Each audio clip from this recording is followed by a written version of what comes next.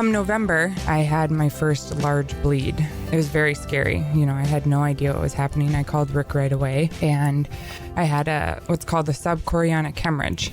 Then it was almost a month after that, we had a maternal fetal medicine appointment, and I could tell right away there was some concern in her face. I could see it, and that's always a scary thing. So the doctor came in and he talked to us. This isn't a great outlook. So he said, it's hard to say if you'll make it, if this pregnancy will be terminated or if you'll make it. But if you do make it to 23 weeks, let's put you in the hospital indefinitely until you deliver.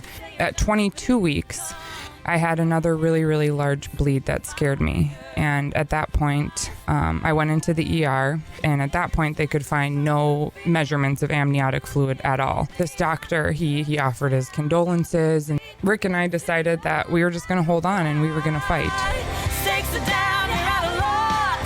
Look at you, smiling with a shiner, standing higher, prize fighter. And I remember having conversations, taking walks with Creighton while he was, at that time, and just telling him, if I know it's a hostile environment in there and it can't be, it's probably very stressful for him. No amniotic fluid. He's got this hemorrhage pushing on him, and, that if he wanted to let go at that time, that I understood, and, that we would miss him, but I understood it. And,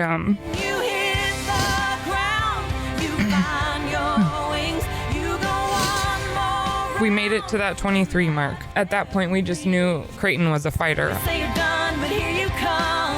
You're a hammer hitting, spitting fire.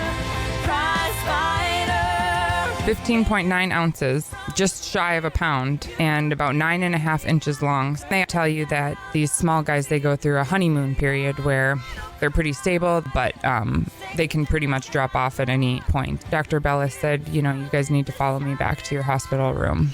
He says, you can't live without blood pressure, and his is just not increasing. I think you've got a couple of hours and you need to prepare to say goodbye. You've brought this being into the world, and you're told not a day later that he's going to be taken away from you. I stood by his isolette and I just prayed and prayed and prayed and prayed and prayed. They called the Sanford pastor up to baptize Creighton.